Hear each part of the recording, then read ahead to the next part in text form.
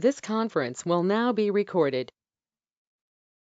Hello, my name is Dana Derman, and I am a Program Officer and Scholarship Administrator at East Texas Communities Foundation in Tyler, Texas. I would like to show you a quick tutorial on our scholarship matching tools. This year we are offering 76 scholarships. Each has a unique set of eligibility criteria. We use a common application, so it's easier for you to apply for the scholarships that you are eligible for. To begin the process, we will use the General Matching Tool and the Arts Matching Tool found on our website. So let's begin. The first thing you need to do is to go to our website, etcf.org, and you're going to click on the Scholarship tab. Once you have gotten to that page, you will want to scroll down, and there's going to be 5 boxes. Click the Available Scholarship box. Next, you will come to another page that is our applications page. Remember that all of our applications will open on December the 1st, 2020. Most of our deadlines for the applications are due on February the 1st, 2021 at 5 p.m. Some are due on March the 1st, 2021 at 5 p.m. All of the deadlines are clearly noted on each of our applications. The next thing you'll do is to scroll down to the application process, starting with the matching tool. You're going to see 2 green boxes. The first green box is our General Scholarship Matching Tool. This is the matching tool that everyone will need to go to first. If you are majoring in an arts field, then you will also need to do the Arts Scholarship Matching Tool. For today's purposes, we are just going to stay with the General Scholarship Matching Tool. So when you hover over the link, just click on it. It will bring you to this page, our General Scholarship Matching Questionnaire. There's some more information about the scholarship process that we have. And if you have any questions during this process, you may feel free to contact me, Dana Derman, at dderman@etcf.org, or my coworker, Mary Lynn Smith, at mlsmith@etcf.org, or you can contact our office at 533-0208. Let's begin our search. The next page that comes up is our matching questionnaire. So we'll start with question 1, student type. If you're a high school student, you will select high school. College students will select college. A non-traditional student is a student that has graduated from high school or received their GED, and they're returning to college, usually older than the average student. But for today's purposes, we will select high school. Next question is gender, and we are female. Our next question is county, and it's referring to what county do you reside in. We have listed all of the counties in the East Texas area. If your county is not listed, you would select other. Today we are going to select Smith. High school attending if you are graduating senior, or attended if you're a current college student. And again, this is a listing of most of the high schools in the East Texas area. So if your school is not listed, you will want to select other. For today, we are going to select Tyler Legacy High School, formerly Robert E. Lee High School. College or university planning to attend or currently attending.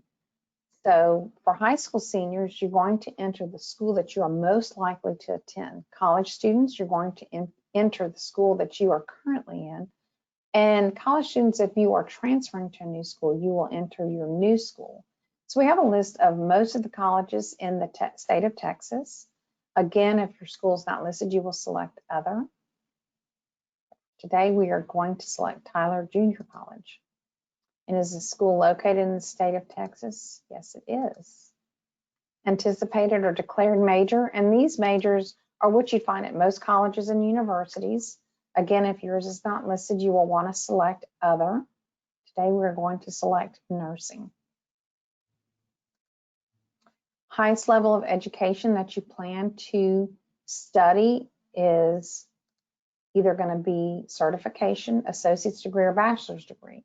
Certification, associate's degree, of course, applies specifically to scholarships that we have offered. Today's example, we're going to select bachelor's degree.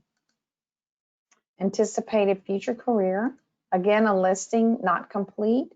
If yours is not on here, you will select other. If you have not decided, you will select undecided. We will select nurse. Current cumulative GPA. And this is based on a 4.0 scale. So you want to round it up to the first decimal point. So we're going to select a 3.5. The next question, check all activities and organizations that you actively participate or have participated in school. And of course, it's not a complete listing. If yours does not show up, you will select none of the above. Today, we are going to select athletics, band, FFA, and Girl Scouts. Our next question is, are you the dependent child of someone in one of these professions? And of course, this is applying to or asking about what career or profession your parent is in. And if you don't see their profession on here, then you will select none of the above, but we will select peace officer. The next question is, are you a first-generation college student that lives within the Tyler city limits and plans to pursue an associate's degree at a community college? This question is specifically for the Barbara Bass Community College Scholarship. And for today's purposes, we are going to select no. And then the last question is, have you experienced a loss of a sibling to accident or terminal illness? And this is specifically for the Jackson Hughes Scholarship, and we will select no for this one. So once you have selected all of your answers, you will click the search button, and it's going to populate your answers into the next page, which will show you how many scholarships you will be able to apply for. So the matching questionnaire resulted in 10 scholarships that we can look at.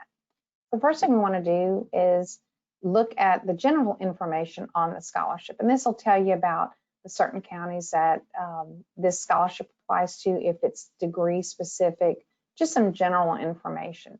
But you really want to click on view details because it will show you more details about your scholarship, such as if it's a specific high school, like I said earlier, specific counties, certain GPA, certain major.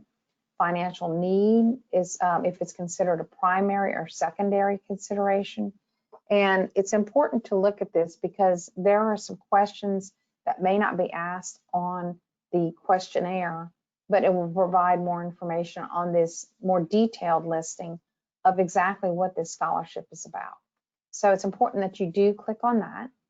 Once you've read through that and you have determined that this is a scholarship that you want to apply for, then you will click the checkbox and just continue to go down and see which scholarships you can apply for by clicking on the boxes.